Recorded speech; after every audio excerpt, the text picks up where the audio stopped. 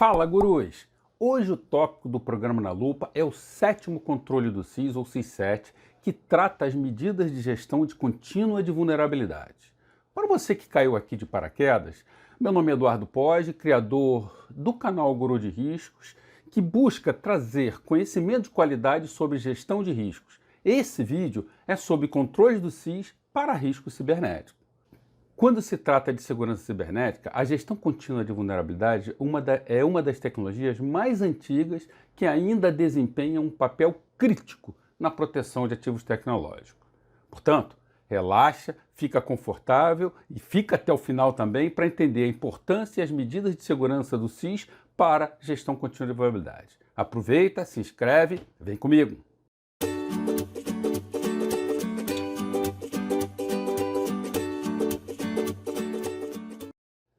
Muitas vezes, a gestão de vulnerabilidades é ignorada, desconsiderada ou considerada apenas um cheque para se marcar para atender os aspectos de conformidade. Mas um programa de gestão de vulnerabilidades adequado desempenha um papel crítico para evitar violação de dados. O objetivo é desenvolver um programa para quê? Para avaliar, rastrear vulnerabilidades continuamente em todos os ativos corporativos dentro da infraestrutura da empresa, reduzindo essa janela de oportunidade para os criminosos atuarem. As empresas são constantemente desafiadas por criminosos que procuram essas vulnerabilidades em sua infraestrutura para explorar e obter acesso. Assim, a gente deve ter informações oportunas de vulnerabilidades relacionadas com o quê? Com atualização de software, patches, avisos de segurança, boletins de ameaça, dentre outros. E devemos ainda revisar regularmente o nosso ambiente para identificar essas vulnerabilidades antes que os atacantes as explorem. E mais importante é compreender que gerenciar vulnerabilidades é uma atividade contínua que requer foco de tempo, atenção e recursos. Os criminosos têm acesso a essas mesmas informações que nós temos e tiram proveito das vulnerabilidades mais rapidamente do que uma empresa pode remediar. Embora exista um intervalo de tempo, desde a descoberta da vulnerabilidade até a sua correção, as empresas podem priorizar quais vulnerabilidades são as mais impactantes ou que serão exploradas primeiro devido à facilidade de uso. Por exemplo, quando os pesquisadores ou a comunidade relatam novas vulnerabilidades, os fornecedores precisam desenvolver e implantar patches de correções, indicadores de comprometimento e atualizações. As empresas precisam também avaliar o risco da nova vulnerabilidade para a empresa, realizar testes de regressão nesses patches e instalar o patch. Contudo, criminosos podem estar usando um exploit para uma vulnerabilidade que não é conhecida na comunidade de segurança. Eles podem ter desenvolvido um exploit para essa vulnerabilidade conhecida como exploit de zero day. O que são exploits? Exploits são programas ou códigos projetados para explorar as vulnerabilidades de software ou hardware em dispositivos para execução de crimes cibernéticos. Para um ataque de exploit acontecer, os criminosos precisam conhecer as vulnerabilidades do sistema que pretende invadir e, por assim dizer, desenvolver métodos que aproveitam características para penetrar no dispositivo. Como os exploits se aproveitam de vulnerabilidade, a responsabilidade pelo bloqueio de suas funcionalidades é dos desenvolvedores, normalmente através de atualização de firmware e software. Uma vez que a vulnerabilidade é conhecida na comunidade, o processo mencionado acima é iniciado. Portanto, os defensores devem ter em mente que pode já existir um exploit quando a vulnerabilidade já é amplamente conhecida. Lembre-se que podem existir vulnerabilidades que não podemos remediar por não existir um patch já liberado e precisamos usar outros controles para mitigar. O CIS Control7 está baseado nos padrões SCAP conhecidos, definidos pelo NIST e MITRE, que nós de segurança já conhecemos muito bem.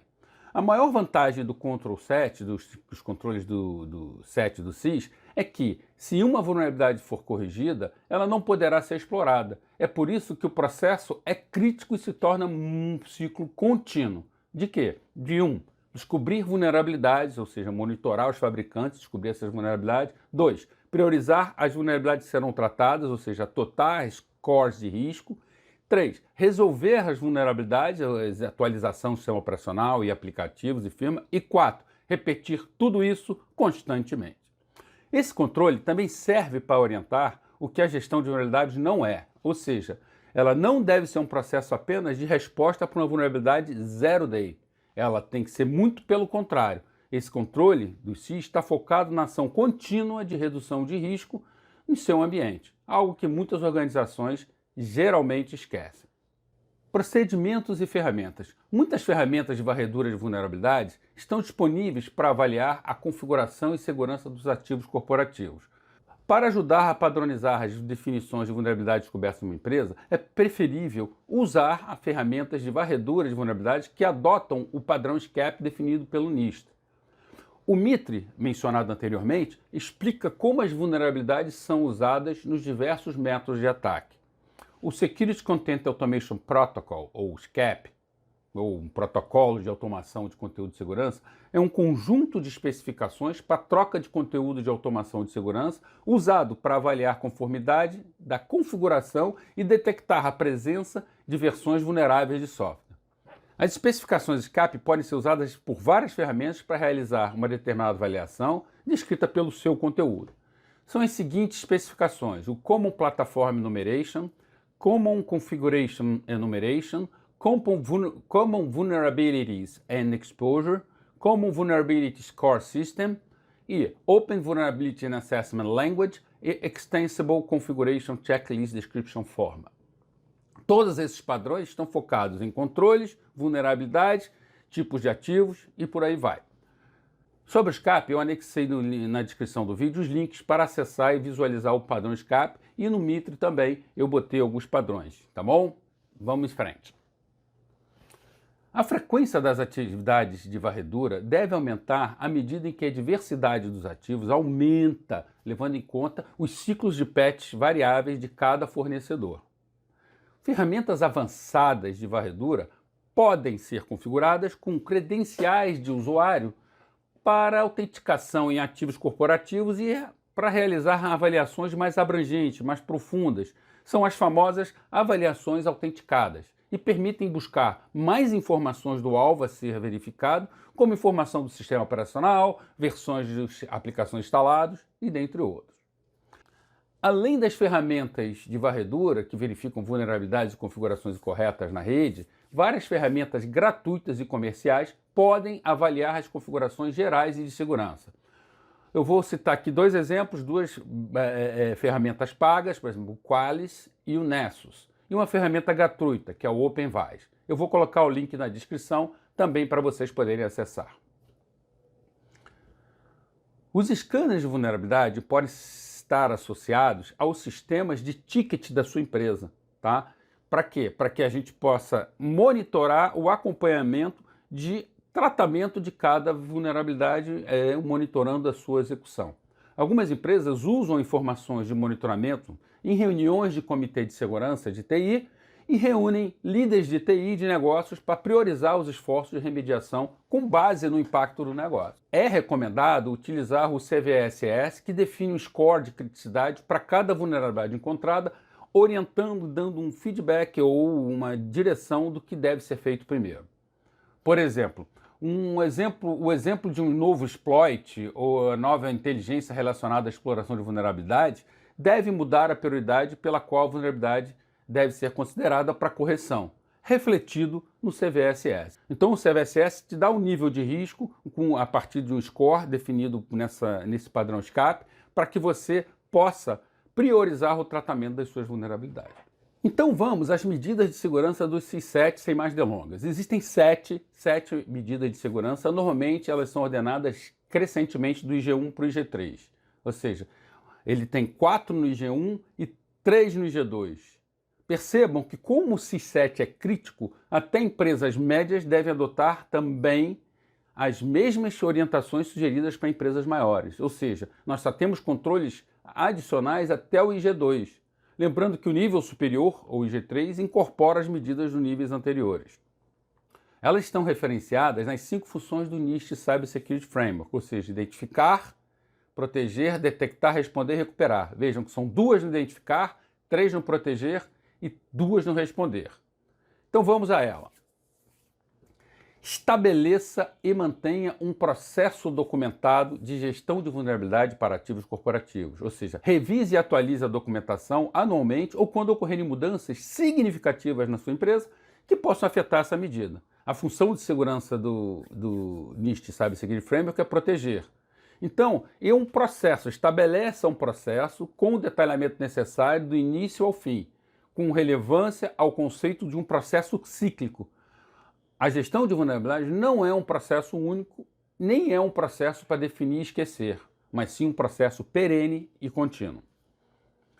Estabeleça e mantenha uma estratégia de remediação baseada em score de risco, documentada em um processo de remediação com revisões mensais ou mais frequentes. A função de segurança, aqui neste segundo controle, é responder.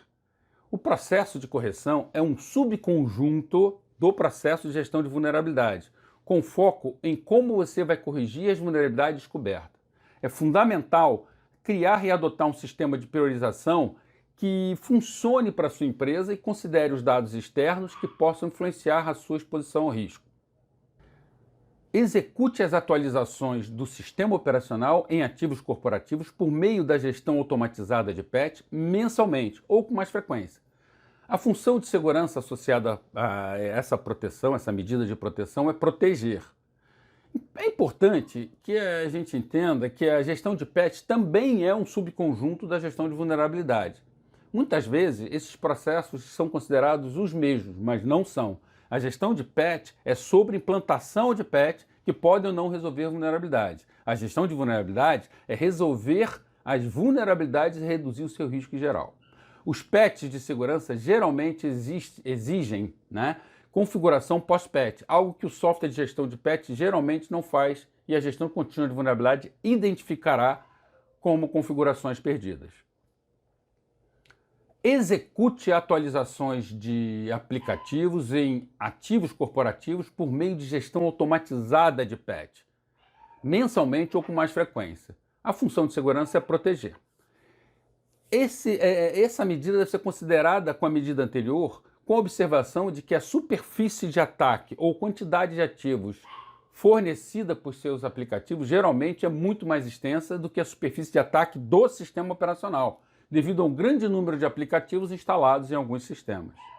Execute verificações automatizadas de vulnerabilidade nos seus ativos internos com a frequência trimestral ou com maior frequência. Realize também verificações autenticadas e não autenticadas, usando uma ferramenta de verificação de vulnerabilidade compatível com o padrão SCAP que mencionei anteriormente. A função de segurança associada a essa proteção é identificar. Ao considerar uma ferramenta para varredura, avalie a profundidade e a amplitude de cobertura juntamente com as taxas de falso positivo e falso negativo. Além disso, entenda a frequência com que as atualizações da descoberta da ferramenta são lançadas. Execute verificações de vulnerabilidades automatizadas de ativos corporativos expostos externamente usando uma ferramenta de verificação de vulnerabilidade compatível com o SCAP. Execute verificações mensalmente ou com mais frequência. A função de segurança associada a essa proteção é identificar. Para reduzir a complexidade, recomenda-se usar a mesma ferramenta para verificar ativos internos e ativos expostos externamente.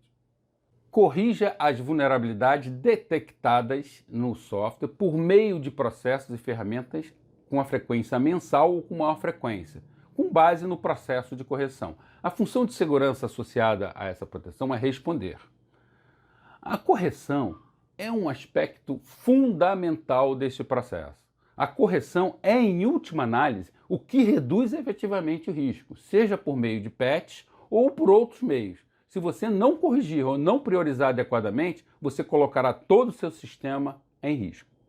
Como conclusão, é muito importante salientar que as vulnerabilidades são o principal ponto de exploração utilizados pelos criminosos. Várias medidas do controle 7 são fundamentais e vejam que as medidas estão registradas no IG1 e no IG2, significando que a maioria das empresas devem adotar as medidas de proteção da mesma forma que empresas grandes. Bem, eu vou deixar algumas informações extras aqui na descrição com os links para vocês acessarem os guias do SIS com informações adicionais. Se você tem alguma dúvida, crítica ou sugestão, escreva nos comentários para a gente interagir. Caso tenha gostado, deixa seu like aqui embaixo e se inscreva se ainda não é inscrito. Não se esqueça de acionar o sininho para receber as notificações das novidades e dos próximos vídeos no canal. Até a próxima!